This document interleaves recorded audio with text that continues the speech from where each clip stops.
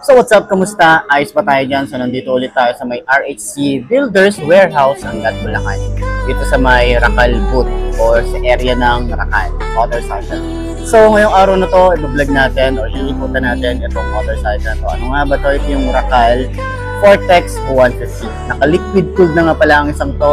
Alamin natin yung presyo at yung specification kung sulit na ba yung 2025. Tara, samahan nyo ako. Walk around na natin. Ayos na ayos yan. Where did you go? We used to be kids, now I feel so grown. I miss being free to be me, not alone. I used to have friends, but we don't talk anymore. I guess that's on me, I got busy. I used to drink soda, now I switched to whiskey. I didn't want time to pass, but time is fast. I just wish you were more than memories. I got kids.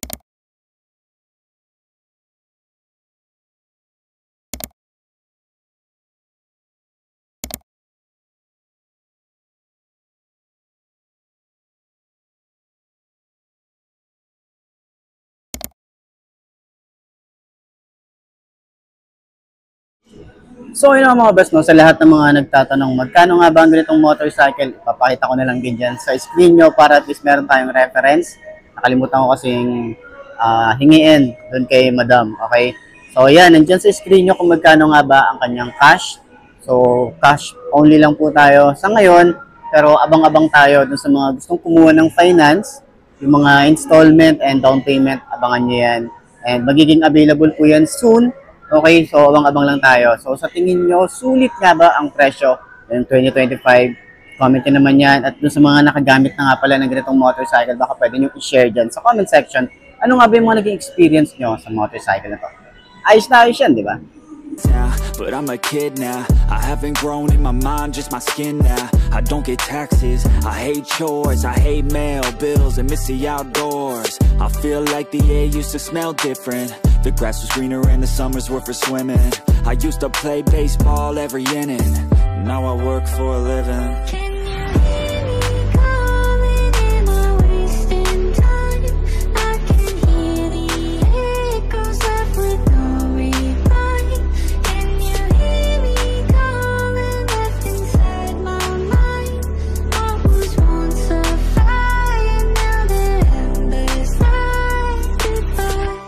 Watch more podcasts and hear less music. So yun mga best, no? Ngayon, ito, isa to sa mga gusto ko ring i-vlog kay Racal, okay? Lalo na nagbabalik nga si Racal dito sa market natin, sa motorcycle industry. Pero meron naman na talaga pala. Kasi last time, may mga version 1, may mga version 2. Pero siguro hindi lang talaga namin nabablog, lalo na mga tropa natin dyan, mga vloggers natin dyan. Eh siguro hindi lang talaga natin alam kung saan available yung mga motorcycle ni Racal. Pero at least ngayon, open na ulit sila. Okay, katulad na ito yung Vortex 150 na naka-liquid cooled na po ito. And tingnan nyo naman, parang PCX yung datingan niya. Naked handlebar tayo rito. Meron tayong magandang headlight. Medyo kakaiba lang din yung itsura niya. Talagang mapapansin nyo rito, yung kabuuan niya, naka-projected lang tayo rito. Meron siyang daytime running light. Maporma, maangas yung itsura ng motorcycle na to. Yung dati niya talaga aggressive, no? Tapos lahat ng ilaw nito is naka-LED na rin. So naka-matte finish na pala tayo dito. Available dito ang dalawang kulay. Meron silang kulay black na matte finish and then meron silang kulay blue na matte finish din. So nakaka-premium yung dati nga ng Vortex na emblem. Ang ganda, oh.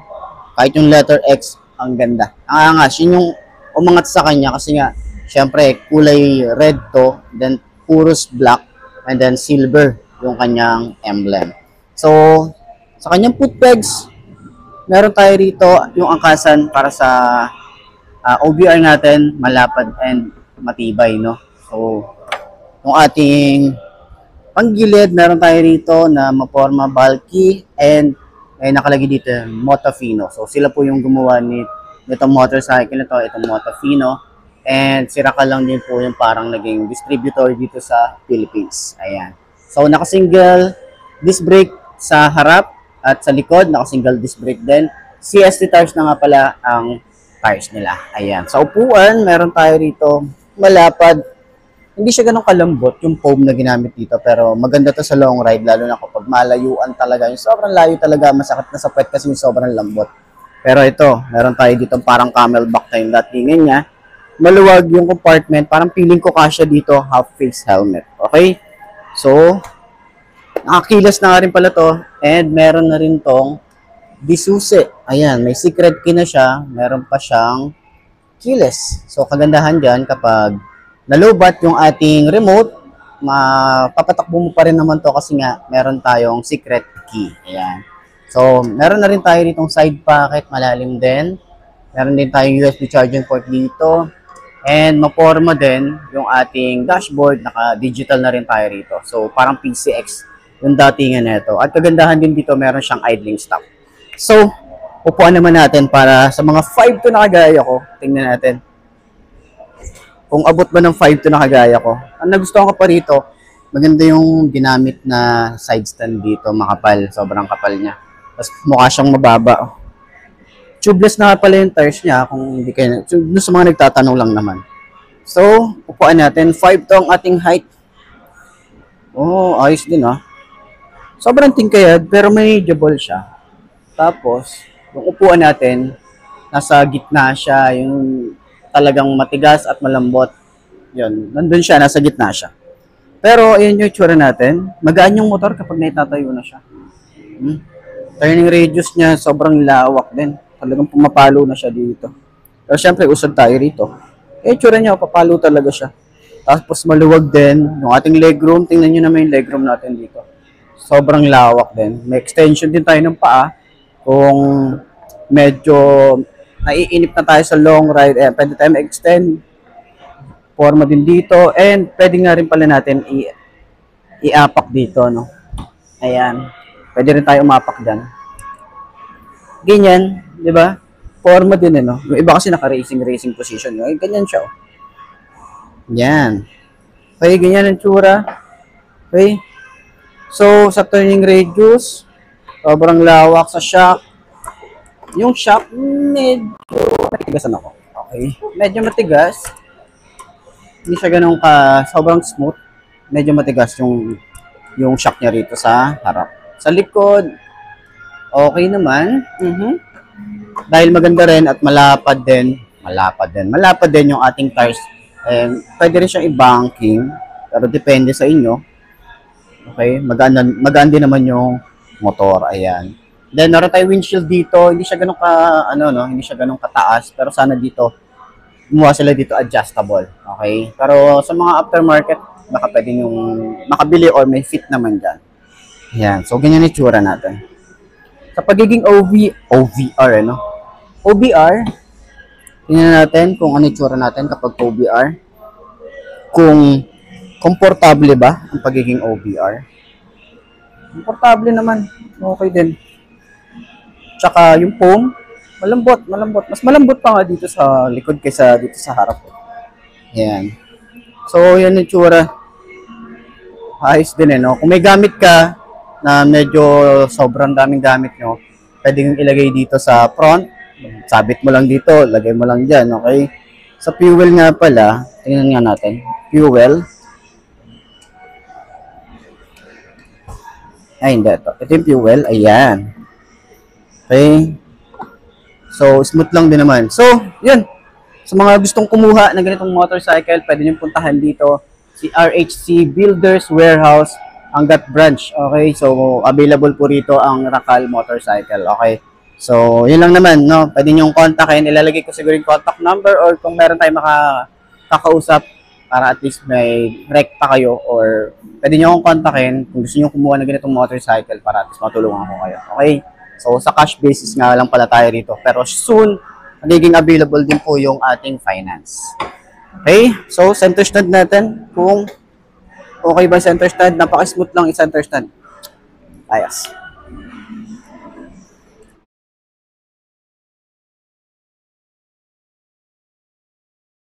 So, yun nga, sa harap natin, ito yung Racal Vortex 150 na naka-liquid cooled.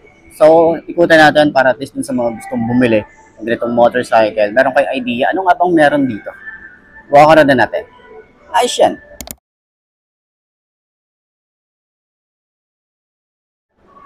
So, yun na nga, dito sa harap, meron tayong windshield. Ayan, so sana dito next time, yung mga version na susunod dito, medyo taasan nila. No, kasi yung ibang mga rider natin mas gusto yung mataas and then adjustable. Yun na naman kung pwede lang naman, 'di ba, adjustable para at least pwedeng mataas or mababa yung mga depende sa gusto ng rider. Okay? Medyo mababa kasi talaga siya. So, ayan, maporma. Pero ang nagustuhan ko dito, kakaiba, yung ating headlight. Kita nyo yan, napakaganda, napaka-forma ng headlight. Naka-LED na rin tayo dito. Daytime running light dito sa side. Ito yung pinaka-headlight niya. Meron tayong projected lamp dito. And then, sa side, meron tayong signal light na LED rin. Naka-telescopic fork tayo rito. Maganda yung fender, malapad. Yung telescopic fork niya, maganda yung forks. So, meron din tayo rito na reflector, naka-dual pad caliper, naka-single disc brake. CST tires yung kanyang brand. And naka 180 by 14 tubeless na rin. Maganda rin yung mugs na ginamit dito. Ayan, kita nyo yung mugs niyan. Maganda rin. Okay. So kulay black din yung paint nito. Sa likod, meron din siyang open part. So pagpasensyahan nyo na yung alikabok, no? At kararating lang ng mga unit dito. Okay, tsaka maraming umuupo talaga yung mga customer pagdating dito sa ano nila rito sa booth nila. Okay. So dito meron tayong digital yung ating panel, digital na rin 'yan. Okay? So sana sa mga susunod na walk around natin, makita natin yung kabuuan, yung ilaw, yung panel, yung function ng mga motorcycle, and then makapag-test ride tayo. Yun yung mga talagang ini-aim natin. Okay? So, yan, naka naked handlebar tayo rito. Meron na rin tayong idling stop, on and off. Meron tayong park light headlight, electric starter, lever natin dito, maganda yung design. Kita niyo yan. Yan, oh. Mas malapad, smooth lang din. Meron tayong bar end, na metal din naman yan. Grip natin dito, makapit din. Throttle niya, mababaw lang din. Sa side, meron tayong high and low. Wala siyang flasher, so sana magkaroon.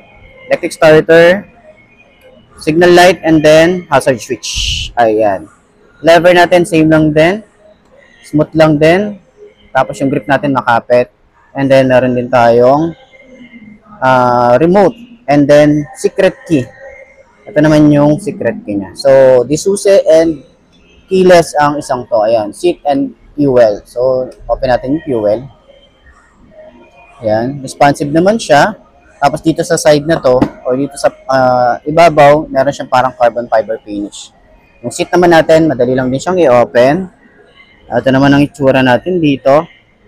Yan, nandito na rin yung ating side mirror, battery, mga manual. Ayan, user manual. So, wala lang din tayo rito na helmet hook. Ayan, maluwag din.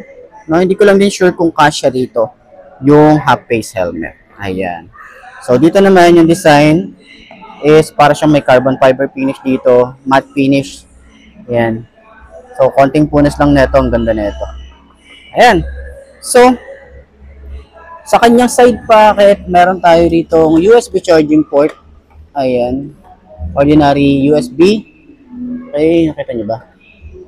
Ayan, meron tayong USB port dyan. And then, malalim din yung ating side pocket. Ayan. So, extension ng paa. Malawak din. Foot pegs para sa angkas. Malapad, and then sumasabay yung design niya dito. So, ito yung ating emblem, yung Vortex. Okay? And then, naka-liquid cooled.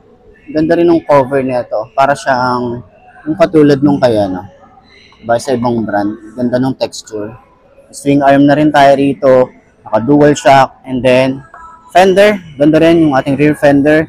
Sa likod, meron tayong mga pangharang para sa talsik ng putek.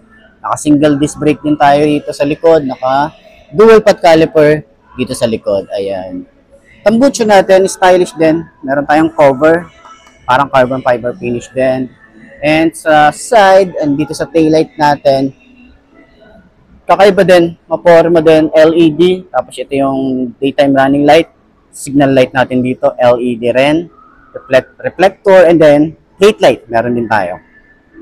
Yan, Autobuy, Racal. Ayan, yan na po sila. Hindi lang Racal, Autobuy din. Ayan. So, fender natin dito is flexible din. Sa ating panggilid, meron tayo rito Motofino na naka-engrave.